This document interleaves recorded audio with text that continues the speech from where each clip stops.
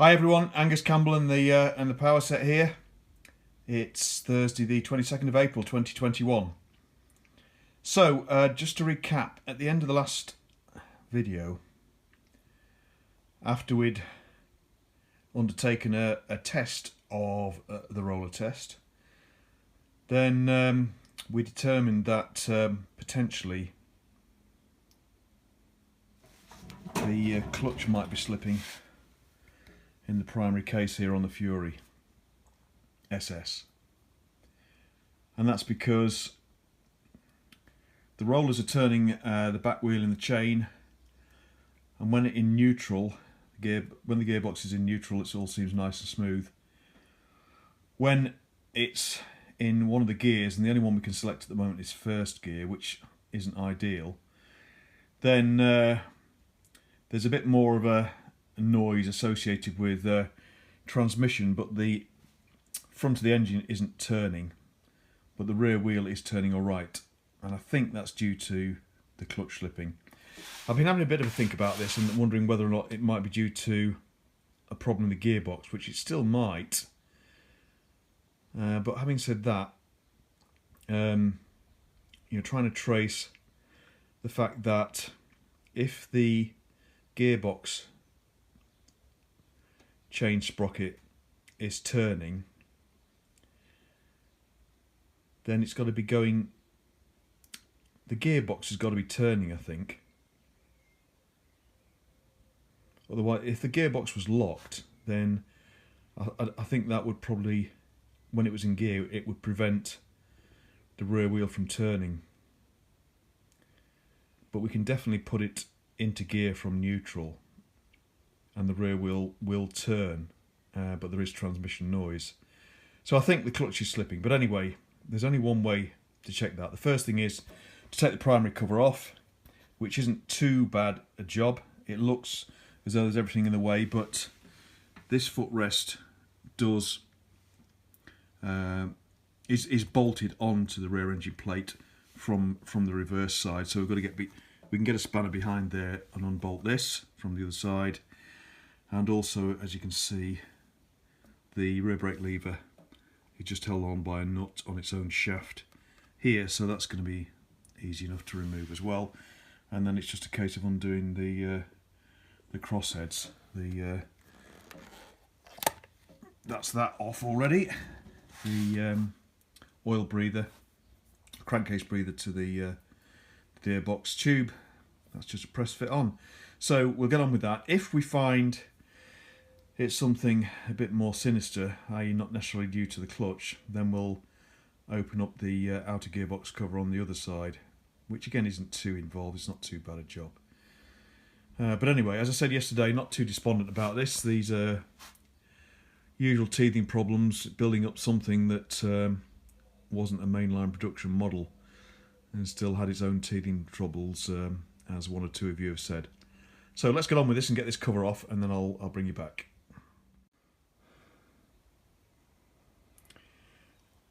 Right everyone, chain case, primary case cover off.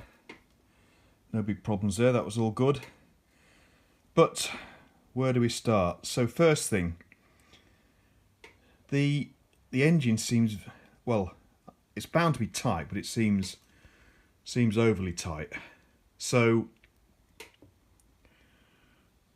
first of all, check the primary chain. That was too tight in my opinion, so I've slackened that off.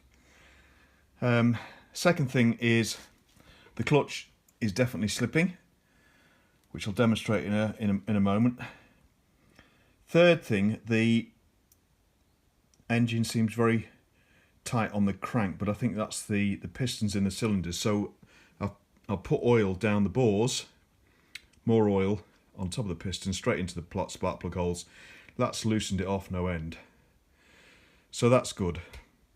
So a few things wrong, but let me also show you. I mean, when I look at that clutch as well, you just think, well, hang on a minute, you know, they're not all screwed in properly. What on earth was I doing?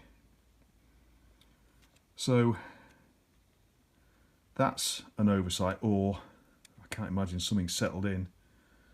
But anyway, that needs addressing. So that's half the problem, well, most of the problem, but not all of it. So I hope we'll have addressed a few bits and pieces here. So let me just spin the rollers, and you can see that the clutch is slipping. Well, I'm sure you'd probably take my word for it, but I'll try and demonstrate. There you go. So we don't want to burn that out. And then the final thing, while I was down here, I was just trying to find out where quite a bit of oil was dropping from the engine. And eventually I traced it to the front timing plug that we used yesterday to drain any excess oil out of the crankcase so it wouldn't hydraulic or whatever. And it's seemed to be leaking quite a lot of oil. And I was thinking, well, I've got a fibre washer on there, it's a nice clean surface, etc. And then I had a close look at it, and what I thought was a slight aberration, bright zinc aberration in the plating in the centre of the plug, it's in fact a hole. So no wonder it was dripping.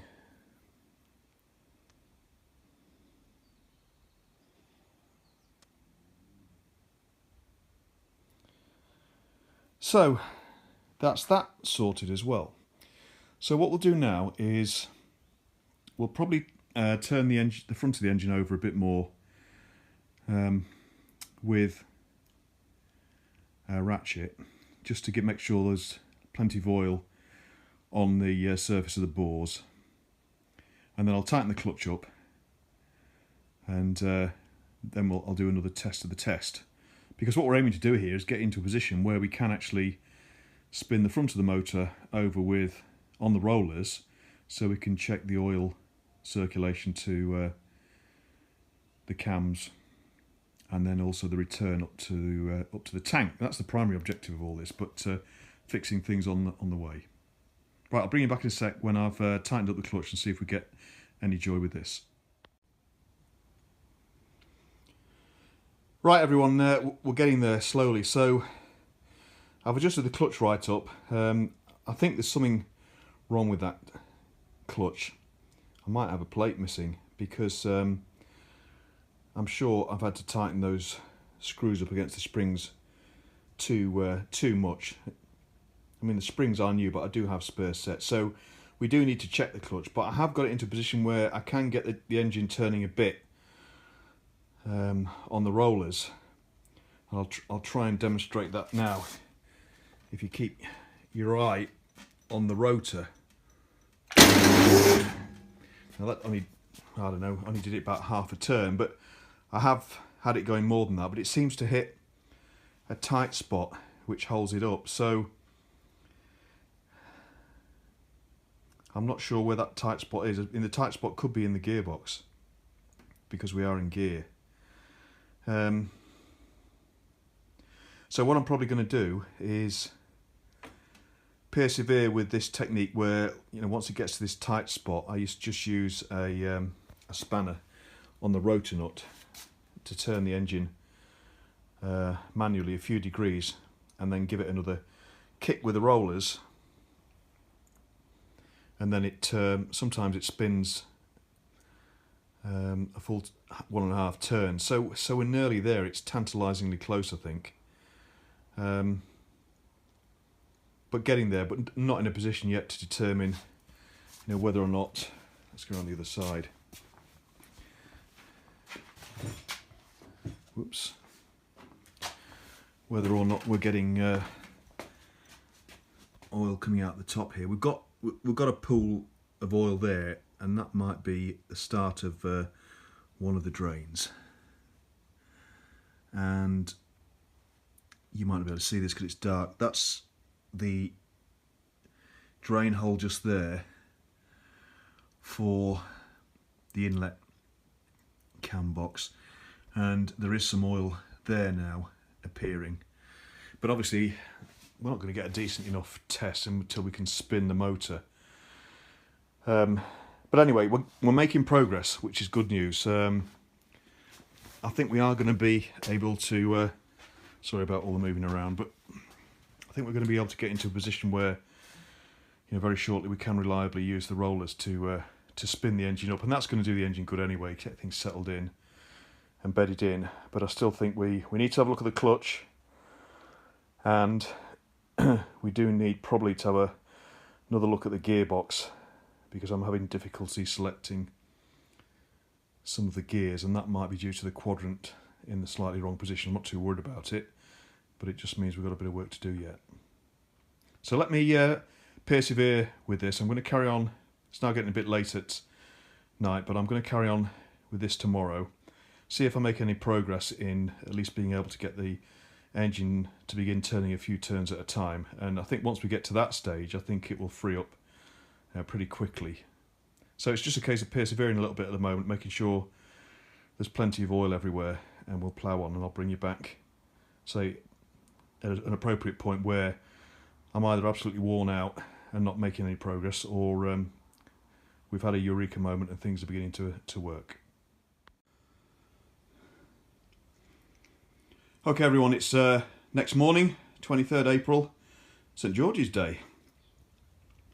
So I've been at it again this morning, and effectively doing most of the loosening up on the motor by hand, by putting a ratchet on the rotor nut down there.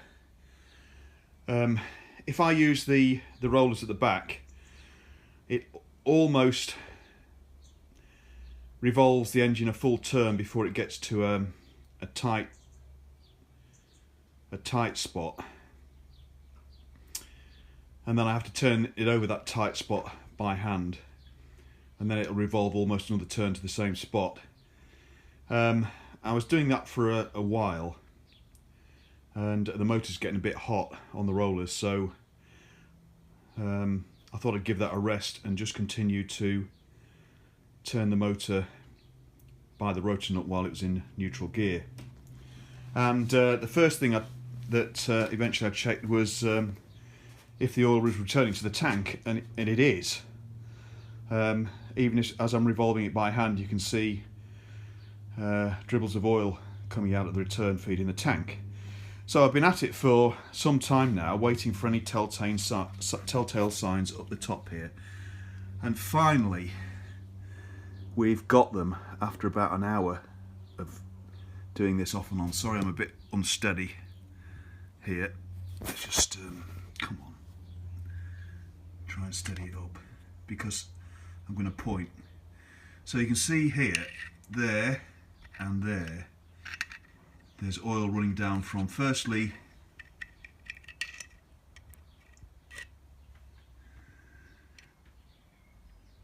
sorry about the unsteadiness. Let me try and, there we go, steady it up on there. That's better. Where's the screwdriver end? Here it is. So there's that dribble there, which is coming down from the cam outer bearing face, and then there's this dribble there, which is coming down from that drain hole, and it's that end that I would expect to start first, because obviously the cylinders are canted, and the two chambers, the inlet and exhaust cam chambers, are connected, believe it or not, by drillings that go through there underneath those fins there. You can just see there's raised casting there, and there's drilling through there. So in fact, initially, any oil fed to the inlet cam will prefer to drain through here, unless there's two drains down here, two chambers that drain down here, unless they get up to capacity, and then there is another drain hole here for the inlet in case the levels rise too much. And as I say, that it might appear to be overkill, but even though it's only a small pipe that feeds the oil pipe that feeds the cylinder head, there's quite a bit of oil that goes up there. And in fact, they did suffer with problems on the early development motors, where they had to effectively manually sort of amend the design and weld in an extra drain pipe across the front of the motor. It looked god awful, but it did the job. But it just shows you how much oil it gets to the top. So we're sort of there, really. I'm going to do this some more now, because obviously it gets you a bit motivated. It's probably taken some time to get the oil coming out the top there, because I will have had to, while I'm manually turning or using the motor occasionally, I'm having to refill probably the filter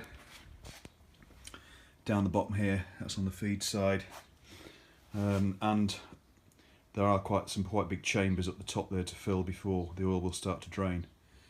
So anyway, that's encouraging noise, and also especially with respect to the oil returning to the tank.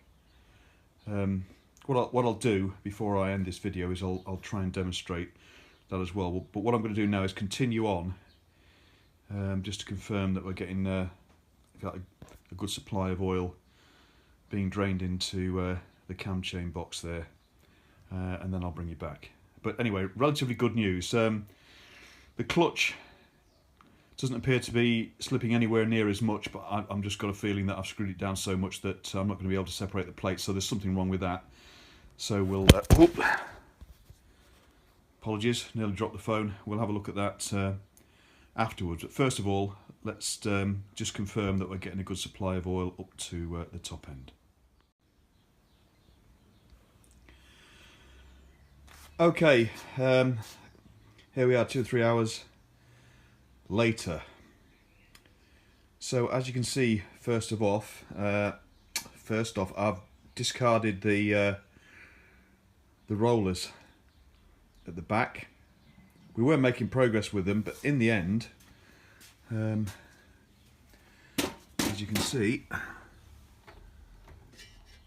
the chain's stretched, and on the front roller it's stretched so much it's beginning to jump the sprocket, and there's no adjustment on that, so that's easy enough to do, to take either a half link or a link out and sort that out. But anyway, it's not working at the moment, so we went back to the good old manual method. I think, well, the engine isn't freeing off anymore, but as you saw in the last clip, we've got confirmation that oil's getting up to the head and draining from the head down the cam chain tunnel. And since I've been continuing to test, then you can see that's the case, because a pool of oil has built up here and is now beginning to flow down the tunnel. So that's good. Now the next thing you'll notice, in addition to tidying up a bit, is that I've got the clutch plates out, and I have found a problem, and that is that these are new clutch plates, so they're in very good condition.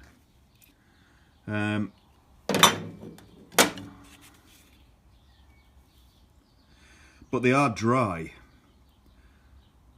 so you know they might work a little better when they've got a bit of gooey oil on them. But the other major issue is that I've got the correct number of plates, i.e. 5 driven, 5 plain, but I'd got them in the wrong order. So I'd put a plain in to begin with and then worked outwards, alternating with the plates, such that on the outside we'd got a driven plate, and that's wrong. That's the wrong way round. So what had happened was that one of the plain plates, the first plate that was in at the back of the basket, actually slightly slides into the gap behind the hub here, between the hub and the basket. So that was wrong. But also in reading up and just checking this in the manuals, because this is the same as Starfire, then also what we need to do is, when we do up the nuts, where are we? Here we are. Then I've probably read this before, but I'd forgotten. Then the top surface of the nut needs to be flush with the end of the stud, and that should be the correct tension. So that's what we'll do. Now the other good news while we're here is that spinning this, which actually is going to be turning, we're in neutral at the moment, but it is going to be turning some of the gearbox, then that's nice and loose. And the little bit of tightness that we've got is on the engine side, and it's probably to do with the cams and the cam buckets. As long as we're making sure we get oil up there, then I'm sure that's going to free off. It's not bad, and it's not an awful lot better than it was, but it's like all new engines, tight ones, and especially this engine, which is a bit of a mishmash of potentially different revisions. Then it is going to take a little bit to loosen off. So I'm pretty pleased overall, because we've achieved what we wanted to with respect to the oil circulation test, although not by the means which we'd intended. And also I think so we've also managed to identify an issue with the clutch, which we can now rectify too, and also make sure while we're at it that the primary chain tension is correct as well, because that was a bit tight, which isn't going to help matters, I think, and it's probably a bit too loose now, but we've got tons of tension on that. It's a new chain, so it's fine. So what I'll do then, before we end this video, is, well, of course we'll put the clutch and the primary case back together and get some oil in there, but I'll just set the camera up on the stand and I'll try and demonstrate manually that oil's returning to the tank. So give me a minute, I'll bring you back. Well, apologies folks, I can't demonstrate it because over lunchtime the oil's all gone back down to the sump from the return feed, so it's not very well in focus there, is it? But anyway, certainly I can assure you this morning, you can see the top of the return pipe there. You can see it come through a bracket at the top there and been flattened off to give it some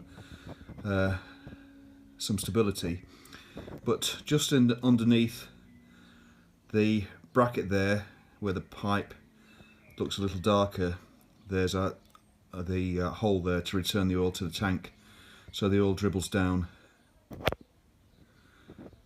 the pipe there into the tank, and it was definitely coming out there this morning, so I've no reason to doubt that that's not working now. So apologies I can't demonstrate it, but anyway, just to show you what I was observing this morning. So I'm satisfied that the oil is circulating as required.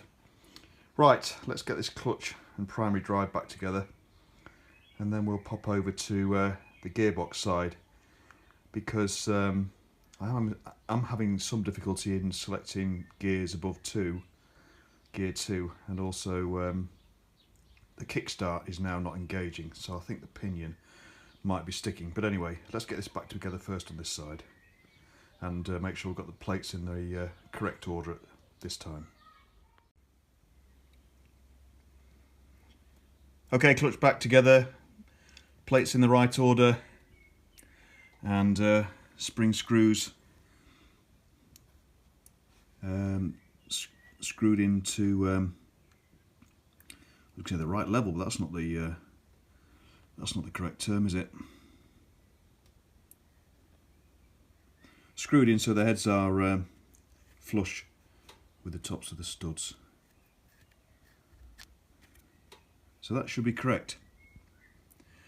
Right, I'm going to put the cover back on now, but I won't put the footrest and the rear brake lever back on just yet, just in case we find anything towards in the gearbox, which means we have to take the gear clusters all the way out, because if we have to do that, then we've got to take the clutch hub off, and also the final drive sprocket, etc. to do that. Hopefully we won't, but I'll get the cover on anyway so we can put oil in there for any further tests.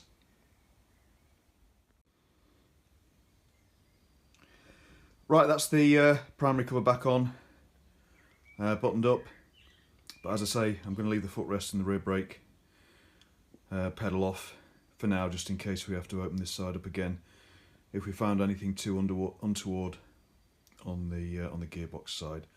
So let's zip round the other side now.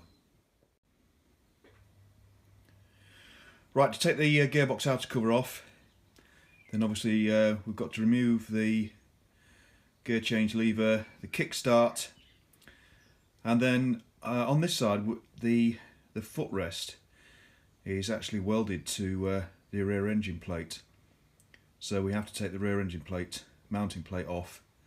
I presume that's because they thought that you'd never, in the course of normal servicing, have to take this cover off potentially as much as the primary cover. But anyway, it's not too bad a job. We've got to undo the swinging arm spindle here, and then there's just I think three bolts, engine bolts, to undo, and that'll come off. So let's get all that lot undone now, and let's see what we find inside there. I think that we've got two issues that we've found. The first thing is that the kickstart isn't now engaging, so I think that's got something to do with the pinion. It isn't actually slipping back into place on its ratchet. The second thing is that we can select first, neutral and second gear okay, but it seems to be a bit reticent in allowing us to select higher gears. So we know that the gearbox is spinning okay, but maybe not spinning well enough when we've been trying with the rollers to enable us to choose the higher gears. But I might have got the quadrant cadence out slightly, and if that's the case, then we can adjust that without taking the whole gearbox apart, because what you can do is remove certain components to change that cadence with the not with the quadrant itself, but with the selector. And what you can do is this here is the top of the pivot spindle for the selector mechanism, and if you remove that, you can take it off and change its position on the teeth on the quadrant. So that's what we might have to do, but anyway, at least that makes it a bit simpler. So let's get the cover off and see what we can find. Right, cover off pretty quickly, 15 minutes or so, dead easy really. And the first problem was very apparent in that I took the cover off, and this is the gearbox. Now then, I have to think about that. This main shaft on which the kickstart pinion, ratchet pinion, is affixed, and it just fell off in my hand as I took the cover off, and that's because the nut had come undone. So I've obviously not got that tab washer right. Other than that, everything else okay. Oil nice and clean. Everything else looks fine. So now that's going to be one job easy to fix. The next thing is, now I was getting my terminology mixed up a little bit in the last clip. So this is the quadrant, and this inside the box has teeth that mesh into the cam, the gearbox cam. And if you don't get that meshing correct, then sometimes the cadence is wrong, and your gear change teeth which are in there. You can just see them sticking up in there, that mesh into the quadrant here, don't quite line up properly. So I just need to check that. Now obviously I haven't got any documentation to go with.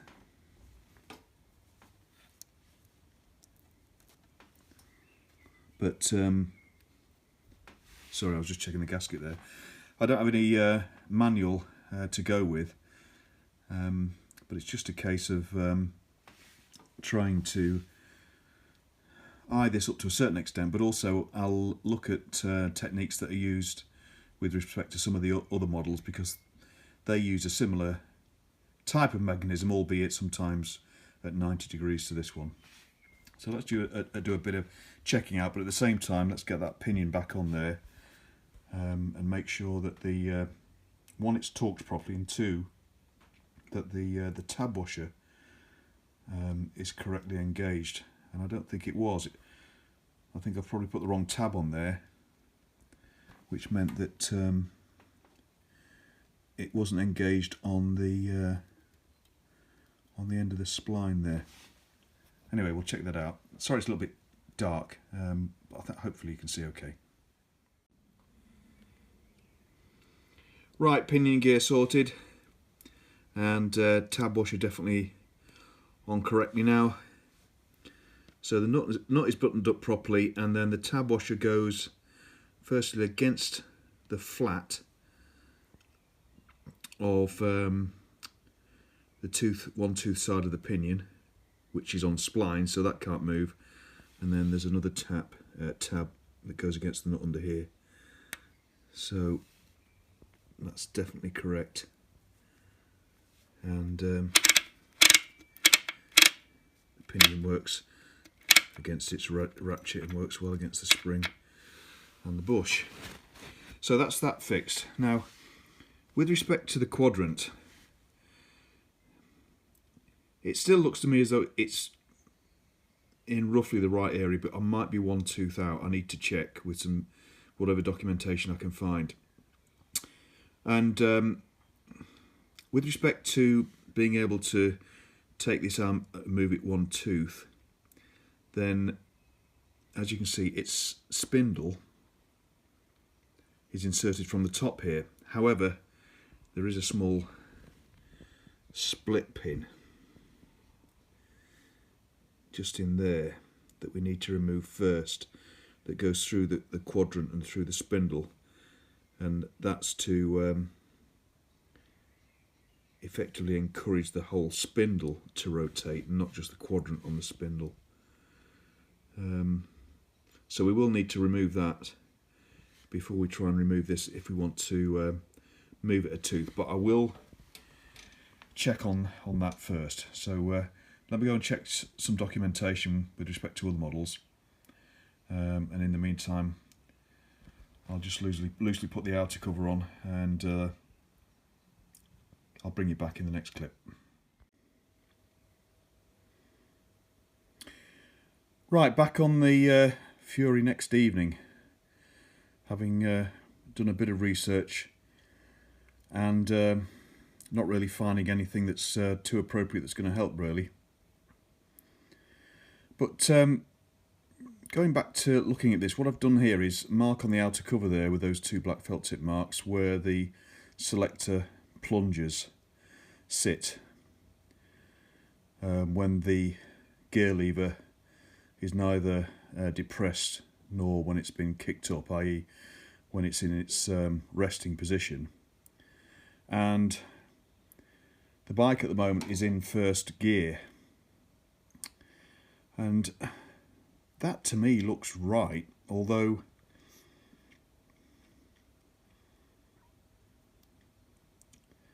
I'm just wondering whether the quadrant is one tooth out. So in that position there, you can see that where the left hand felt tip mark is for the left hand plunger, that's the one that will engage with the quadrant when we're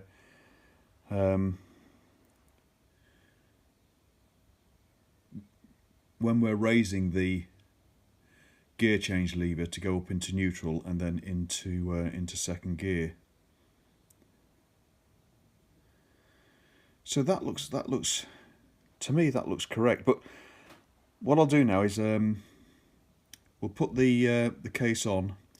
I'll put it into neutral, and we'll have another look, and then we'll put it to second and have another look. And it may just be a case that the gearbox just needs, if you like, more rotational movement to enable us to get it into the higher gears, and also probably needs some more oil spinning around in it, because that hasn't happened at all yet really. All we were able to do with the rollers on the back wheel was just get one revolution if we were lucky. We've not really thrown the oil about onto the selector forks and the cam, etc., which all live, you know, at the top end of the gearbox. But anyway, let's just put this into neutral and then into second in stages, and we'll see where that quadrant lies with respect to the two selector plunger marks. Right, just to take note, that's neutral.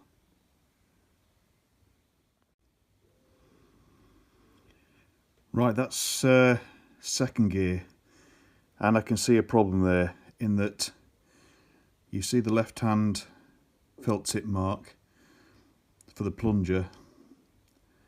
It's actually not in a position where it can catch to take the quadrant towards the right to put it into third gear. Effectively, the plunger's not, the left hand selector plunger with the left hand mark there isn't engaged in one of the holes in the quadrant. So I think the quadrant there needs to move one tooth to the right. So that's what we're going to attempt to do. So what we'll need to do is, well, let me take the cover off again, and I'll try and show you. Right, there's the side view of the quadrant, and you can see that there, whoops, is the top of its spindle. Let me just point with the finger just here.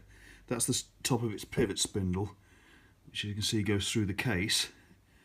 But you can see there's a split pin that we need to remove just underneath the top of the case, between the quadrant and the case, going through its spindle. We need to remove that, and then we can pull the spindle upwards, and that will enable us then to carefully,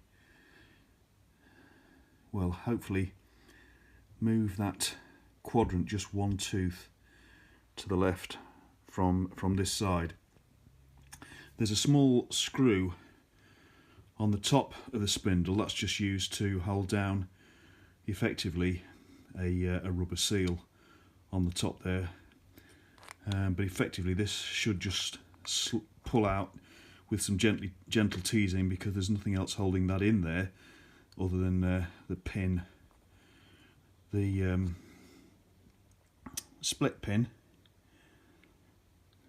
and gravity, and there's an O-ring towards the top of this as well, which does make it a little snug, but we should be able to get that out. So first things first, delicately removing that split pin. I've got spare split pins, so we'll have a new one to put back in, but as you can see, we need to be very careful that that doesn't drop down into the gearbox, but we should be able to get at it with some long nose pointed pliers and twist it and pull it out. So let's have a go at that. Split pin out, pretty straightforward. Managed to, there's enough room in there to get the pliers in to be able to compress the two parted ends at this end, and then to pull it out the other end. That's good. So where's the...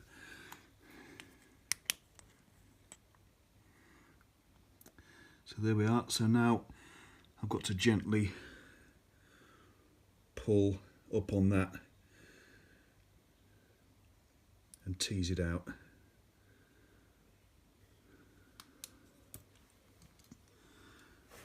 Don't know if I can do this live actually. We've got plenty of leverage space. Make sure that little screw is quite well in.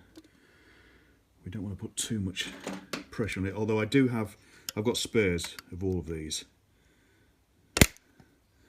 Let me get some proper tools on that and pull it up, and I'll bring you back when I've begun to raise it a little. Well, I've moved it what I think is one tooth, but that looks a bit too far for me for second gear. But anyway,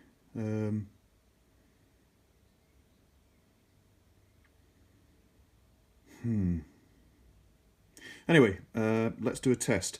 The quadrant is definitely in the correct way round, because otherwise we wouldn't be able to put the split pin in the pivot spindle. The holes wouldn't line up, so the quadrant's definitely the right way round.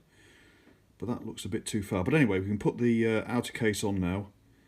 I know the spindle's only half in, but that's okay. We can put the outer case on now and do some changing tests by moving the back wheel.